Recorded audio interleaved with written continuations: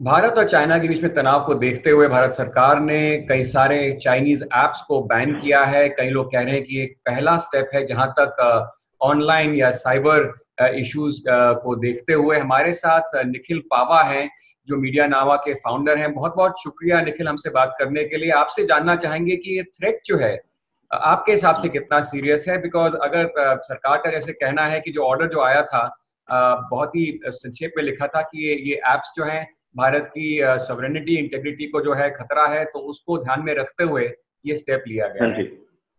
नहीं, तो इसमें दो चीजें थी, एक तो सॉवरेनिटी और इंटेग्रिटी थी, और दूसरी उसमें प्रिवेसी लिखा था। अब प्रिवेसी का जहां तक मामला है तो ये टिकटॉक और चाइनीज ऐप्स और बाकी ऐप्स जिसमें फेसबुक और ट्विटर और गूगल भी शामिल हैं, प्रिवेसी की बात तो काफी टाइम से हो रही है। इंडिया का प्रिवेसी लॉ अभी तक बना नहीं है, एक जॉइंट पार्लियामेंट्री कमेटी पे है। और जो प्रिवेसी के जो इश्यूज हैं वो पहले से हम जानते हैं। पिछले साल जुलाई में प्रिवेसी के बारे में काफी एमपीज ने पार्लियामेंट में बोला था उसके बारे में, और टिकटॉक का नाम लिया था। दूसरा ये है कि बच्चों का टिकटॉक यूज करना, अंडर एज लोगों का टिकटॉक यूज करने के मामले में मद्रास हाई कोर्ट ने पिछले साल टिकटॉक को कुछ समय के लिए बैन किया था। उसके बाद वो बैन हटा दिया था, और उस समय पे टिकटॉक डाउनलोड नहीं कर पा रहे थे लोग गूगल प्ले स्टोर से। तो कंसर्न्स पहले से लोग जानते हैं, और तो मेरे हिसाब से प्रिवेसी का मामला नहीं है यहाँ पे सॉवरेनिटी और इंटेग्रिटी का मामला है। और उसमें दो चीजें हैं। पहला ये है कि जैसे कि एक किस्म का मिस इन्फॉर्मेशन या डिस इन्फॉर्मेशन, जिसमें गलत बातें लोगों को दिखाई जा सकती हैं, जहाँ पे सही बात छुपाई जा सकती है। जैसे यहाँ पे इंडिया का पॉइंट ऑफ व्यू छुपाया जा सकता है लोगों से, और चाइना का पॉइंट ऑफ व्यू ज्यादा बताया जा सकता है। वो एल्गोरिदम्स जो होते हैं जो एप्स में दिखाते हैं कि डिसाइड कर दे कि आपको क्या चीज दिखाई जाए, तो वो सब हो सकता है। चाइना में एक सेंसरशिप की हिस्ट्री तो है। तो एक तो ये डिसइंफॉर्मेशन, मिस इन्फॉर्मेशन का भय है इन एप्स के मामले में। और मुझे याद है जब कुछ साल पहले डोकलाम का जो स्टैंड ऑफ हुआ था, तब जो दिल्ली में पॉलिसी सर्कल्स में एक सुनने में आ रहा था कि एक यूसी न्यूज करके ऐप है, उसकी एक भय था कि वो प्रो इंडिया स्टोरीज को दबा रही थी और प्रो चाइना स्टोरीज को बढ़ा रही थी। तो ये रिस्क है अभी भी जो कंटेंट रिलेटेड एप्स हैं। बाकी जो एप्स हैं उनमें मेरे हिसाब से सिर्फ डेटा ट्रांसफर का ही रिस्क है, और उसके अलावा किससे यूज हो सकती है ये तो गवर्नमेंट को ही पता है। तो और दूसरी बात ध्यान रखने के लिए ये है कि ये पहली बार है कि सेक्शन 69A के तहत जो ब्लॉकिंग हो रही है उसको गवर्नमेंट ने अनाउंस किया है। तो मेरे हिसाब से सॉवरेनिटी का अभी रिस्क शायद नहीं था, इंटीग्रिटी का रिस्क नहीं था, पर बाद में हो सकता है अगर एस्केलेशन हो जाए, अगर और प्रॉब्लम्स हो जाए, तो उसको रोकने के लिए शायद ब्लॉक किया गया है। पर ज्यादा से ज्यादा मुझे लगता है कि ये एक पॉलिटिकल मूव है चाइना को कुछ तो दिखाने के लिए कि हम आपकी ऐप्स जो इंडिया में बहुत पॉपुलर है, टिकटॉक का 1/3 यूजर बेस दुनिया का इंडिया से आता है, तो ये एक मैसेज शायद चाइना को देने की कोशिश है।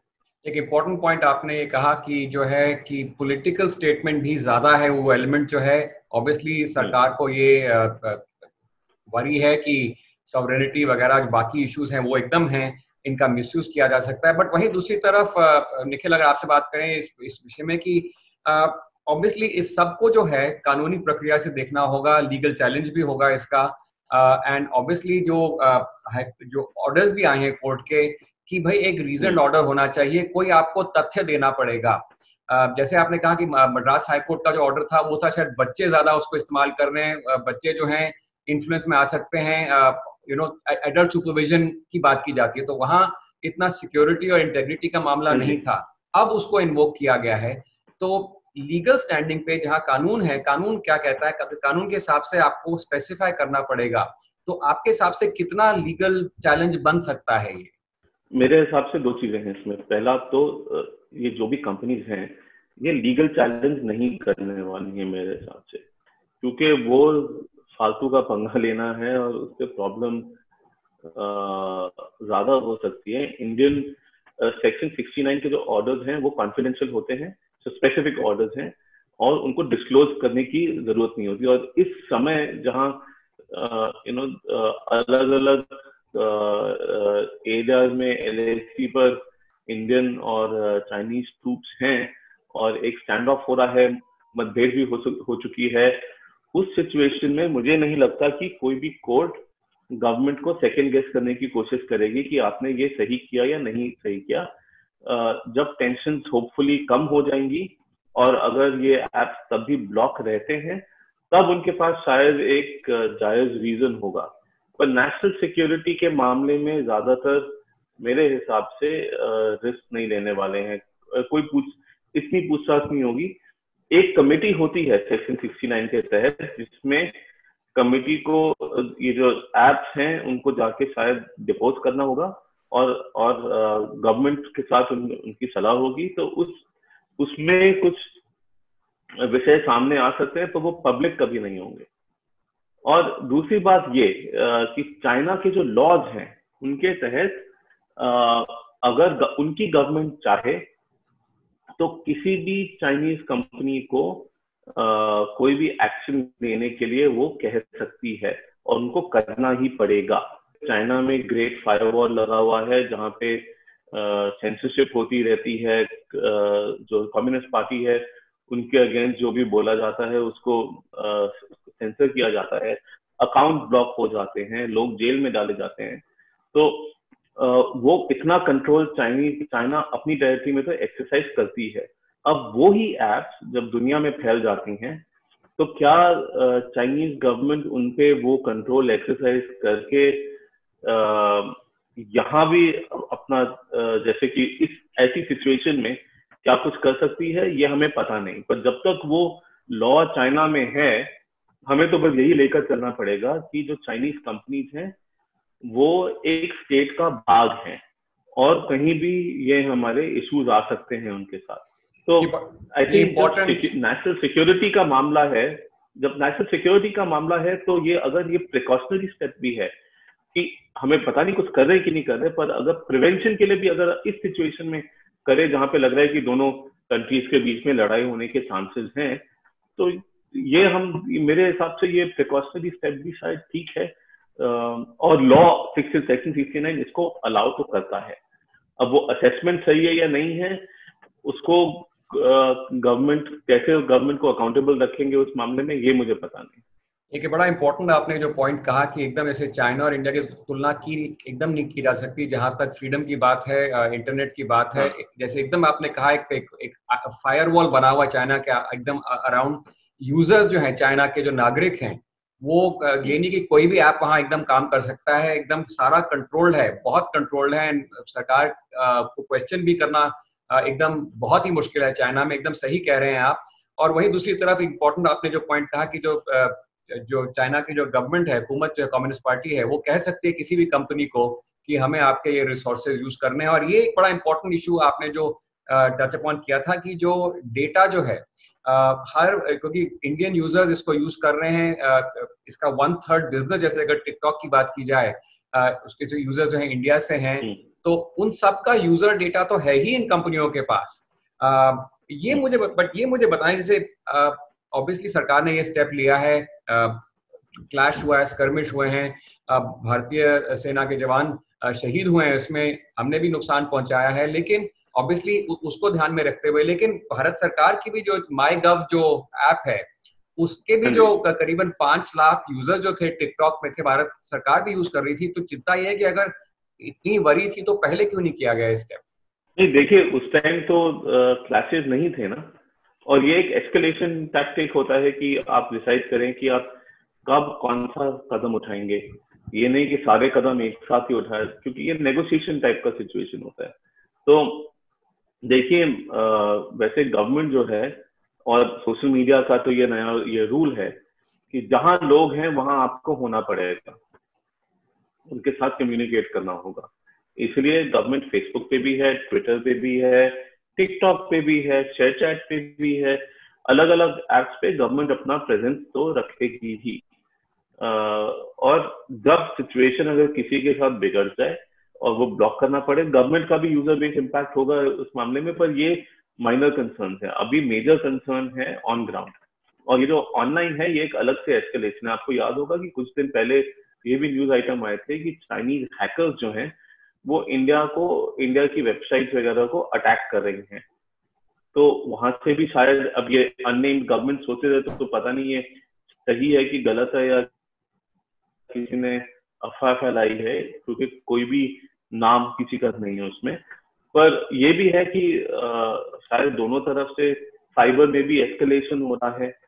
तो मैं तो ये सोच रहा हूँ कि चाइना का अगला स्टेप क्या होगा। सुना है कि भी चाइना ने भी कुछ इंडियन साइट्स ब्लॉक कर दी हैं, और फिर उसके बाद इंडिया का क्या अगला स्टेप होगा। अब वरी की बात तो ये है कि दोनों तरफ ऑन ग्राउंड और ऑनलाइन लग रहा है कि एस्केलेशन हो रहा है, और जहां पे हमें डी एस्केलेशन करना चाहिए और सिचुएशन को रिजॉल्व करना चाहिए। पर चाइना के भी अपने लोकल कंसिडरेशन हैं, उनके जो कोरोना वायरस का जो उन पे इम्पैक्ट हुआ है, जो उनकी रेपुटेशन ग्लोबली बनी है, जहां सब उन पे क्रिटिसिज्म हो रहा है, जहां इंटरनल इश्यूज भी हैं। तो होता है कि काफी बार ये सिचुएशंस क्रिएट करी जाती हैं जहां से अपना लोकल पॉपुलेशन नेशनलिस्टिक फील करे, एक एनिमी के अगेंस्ट फील करे, तो वो फिर डाइवर्जनरी टैक्टिक की बात कर रहे हैं आप शायद, कि जो ध्यान कहीं और ले वो डाइवर्जनरी टैक्टिक। हाँ जी, वो डाइवर्जनरी टैक्टिक सब करते हैं। अमेरिका भी करता है, इंडिया भी करता है, चाइना भी करता है। अब उसमें हम फंस गए हैं इस सिचुएशन में, तो अब क्या करें, है ना। तो मेरे हिसाब से दुनिया के लिए तो इस सिचुएशन में जहाँ पे इकोनॉमी के इतने प्रॉब्लम्स आ रहे हैं, इतने लोग पॉवर्टी लाइन के पीछे अब फिर से जा चुके हैं, जहाँ पिछले 10-15 साल में इंडिया ने लोगों को पॉवर्टी से निकाला है। इकोनॉमिक सिचुएशन जहाँ पे रिजॉल्व करने की जरूरत है, जहाँ पे पैसे की कमी हो रही है, उसकी जगह हम इस सिचुएशन में फंस गए हैं, और दुनिया इस सिचुएशन में लगता है कि फंस रही है। तो वो ये रिजॉल्व करना जरूरी है, क्योंकि इम्पैक्ट तो जो टिकटॉक पे वीडियो बना रहा है, जैसे जो फार्मर है या ब्रिकलेयर है, अभी तो उसको खाने की पड़ी है। तो ये डिस्ट्रैक्शन जो हो रहा है, मुझे तो नहीं लगता ये ठीक है दोनों तरफ से। और आखिरी सवाल ये पूछूंगा कि यूनाइटेड स्टेट्स ने भी हुकूमत ने भी वेलकम किया है इंडिया के स्टेप्स। जो यूएस एडमिनिस्ट्रेशन का कहना है कि जो एक क्लीन ऐप अप्रोच जो है इंडिया की सॉवरेनिटी को बूस्ट करेगा, इंटेग्रिटी को। और ये भी रिपोर्ट्स आई हैं कि जो यूएस प्रेसिडेंट डोनाल्ड ट्रंप का जो एक रिसेंट रैली जो हुई थी, वो शायद हाईजैक कर ली गई थी टिकटॉक के बॉट्स जो हैं, जो इसके बारे में कुछ और। हाँ, तो देखिए, ये तो अब टिकटॉक के बॉट्स ने नहीं हायर करी थी, टिकटॉक के जो यूजर्स थे उन्होंने उस रैली के लिए साइन अप किया था। तो उनको लगा कि इतने सारे लोग आ रहे हैं और लोग नहीं गए, तो खाली रह गया काफी स्टेडियम जो था। तो उसी हिसाब से अभी ये टिकटॉक पे हो रहा है, 4 साल पहले ये ट्विटर पे हो जाता। तो ये प्लेटफॉर्म टू प्लेटफॉर्म बात है, जहाँ पे यंग लोग होते हैं वो ये ऐसे मजाक तो वो करते ही हैं। ये टिकटॉक की गलती नहीं है, ये तो यूजर्स ने किया है। तो उस हिसाब से ये चीजें होती रहती है। एक बात जरूर है कि जैसे मैंने बोला कि चाइना की गवर्नमेंट का उनकी एप्स पे बहुत टाइट कंट्रोल है, और वो डेमोक्रेसी में पॉसिबल नहीं है। तो ये भी कहा जा रहा है कि इंडिया में काफी सारी जो कंपनीज हैं हमारी, जैसे जोमेटो है, पेटीएम है, शेयर चैट है, गाना है, इनमें भी चाइनीज इन्वेस्टमेंट है। इन्वेस्टमेंट जरूर है, पर उस तरीके का कंट्रोल नहीं है जैसे डेमोक्रेसीज में छूट होती है। उसी तरह से जो वेस्ट है वहां भी कंपनीज पे इतना टाइट कंट्रोल नहीं है। तो मेरे हिसाब से हमें चाइना को अलग देखना चाहिए और बाकी दुनिया को अलग देखना चाहिए। एक इम्पॉर्टेंट पॉइंट जो आपने टच अपॉन किया है, जो अभी जो लेजिस्लेशन है प्रिवेसी को लेके, वो अभी भी जो है उस पर वर्क अपॉन किया जा रहा है। बाकी कंपनीज भी जो चाइनीज नहीं है, जैसे अगर फेसबुक की बात की जाए, बहुत बड़ा जो चर्चा जो हुई थी, एकदम फोकस में था कैम्ब्रिज एनालिटिका कंपनी जो है उसको ध्यान में रखते हुए कि फेसबुक और उनका जो मिलाप था और जिस तरीके से इलेक्शंस में उन्होंने इन्फ्लुएंस किया, तो ऑब्वियसली कई बार कॉर्पोरेशंस भी इतने ज्यादा बड़े हो जाते हैं कि आम नागरिक और उसकी आइडेंटिटी, उसका डेटा, उसकी प्रिवेसी, उस सब पे असर पड़ता है। ऑब्वियसली इंडिया का डेमोक्रेटिक प्रोसेस है, पूरे सिस्टम के थ्रू जाते हैं, कम्युनिस्ट रूल नहीं है लाइक चाइना, एंड हमारा सेफगार्ड्स हैं हमारे पास। लेकिन अब जब प्रिवेसी की बात करें, क्या इन सबको देखते हुए अर्जेंसी आती है कि उस पे भी, उस लेजिस्लेशन पे भी थोड़ी तेजी आए, जल्दी से उस पे और काम हो? कितना इम्पोर्टेंट है आपके हिसाब से? दो चीजें, एक तो जो कैम्ब्रिज एनालिटिका का स्कैंडल हुआ था, उसमें क्या हुआ था कि फेसबुक ने एक रिसर्चर को डेटा एक्सेस दिया था रिसर्च करने के लिए। उस रिसर्चर ने आगे कैम्ब्रिज एनालिटिका को डेटा बेचा था और वो फिर ऐसी सर्विसेज रन कर रही थी जिससे यूजर्स को अलग अलग तरीके से टारगेट किया जाए। और सुनने में आया कि फेसबुक का जो एडवर्टाइजिंग सिस्टम है वो इतना फाइनली टारगेट कर सकता है कि वो कुछ वोटर्स को भी, जैसे रशिया ने मैसेजेस भेजे थे कि आपको वोट करने की जरूरत नहीं है या आप इस नकली वेबसाइट पे जाके वोट कर सकते हैं, तो इस टाइप का एक्सरसाइज हुआ था। उसमें फेसबुक ने रिसर्चर को डेटा दिया, ये गलत था, पर उसके बाद जो अटैक हुआ वो फेसबुक ने नहीं किया है। तो आई थिंक ये जरूरी डिस्टिंक्शन है, क्योंकि इसमें सेंसरशिप वगैरह जो सब हो रहा है, जो गवर्नमेंट और जो मिस इन्फॉर्मेशन डिसइंफॉर्मेशन हो सकता है, वो गवर्नमेंट डायरेक्ट कर सकता है। तो दोनों में फर्क है। And that's what I am saying कि अलग वो डेमोक्रेसी है, वहां पे अकाउंटेबिलिटी है। यूएस में भी गवर्नमेंट के सामने इन मामलों में फेसबुक को डिपोज करना पड़ा है। यूके में भी उनकी इंक्वायरी हुई है। तो चाइना में ऐसा कुछ नहीं होगा क्योंकि वो गवर्नमेंट ने ही कराया है। तो वैसे ये सारे प्लेटफॉर्म्स अभी भी चाइनीज गवर्नमेंट इंडिया के अगेंस्ट यूज कर सकती है अगर हम केयरफुल नहीं हो और अगर फेसबुक एकदम। लेकिन बट मेरा सवाल ये था कि प्रिवेसी को लेके, पर ऑन द प्रिवेसी लॉ में मेरे हिसाब से हमें फिर भी, क्योंकि प्रिवेसी लॉ भी परफेक्ट नहीं है, कुछ में चेंजेस अभी जायज हैं। प्रिवेसी लॉ अगर आएगा भी, अगर जैसे मानसून सेशन अभी आ रहा है उसमें पास हो जाए, उसमें सारी कंपनीज को एडजस्ट करना, चेंज करना, उसके लिए टाइम दिया जाएगा। तो 1 साल या 2 साल शायद दिए जाएंगे, तो उसका भी इम्पैक्ट इमीडिएटली नहीं होगा। जब जीडीपीआर ईयू में आया था तब 2 साल दिए गए थे एडजस्ट करने के लिए कंपनीज को, और फिर भी काफी कंपनीज को मुश्किलें हुई थी उसमें, क्योंकि अपना सारा सिस्टम, अपने प्रोसेसेस, अपने टर्म्स एंड कंडीशन सब कुछ चेंज करना पड़ता है। तो मेरे हिसाब से लॉ आना जरूरी है, जितनी जल्दी आए उतना अच्छा है, पर इतना ध्यान रखिए कि उसके आने के बावजूद उसका इफेक्ट जल्दी नहीं होगा। बहुत बहुत इम्पोर्टेंट आपने बात कही कि टाइम लगेगा, लेकिन इम्पोर्टेंट है कि ये कानून पे भी थोड़ी तेजी लाई जाए। जिस तरीके से इसकी ड्राफ्टिंग की जा रही है, इम्पोर्टेंट है ये, और खास तौर से इस सारे ढांचे में। निखिल पावा, मीडियानामा के फाउंडर, बहुत बहुत शुक्रिया गो न्यूज से बात करने के लिए। Thank you sir.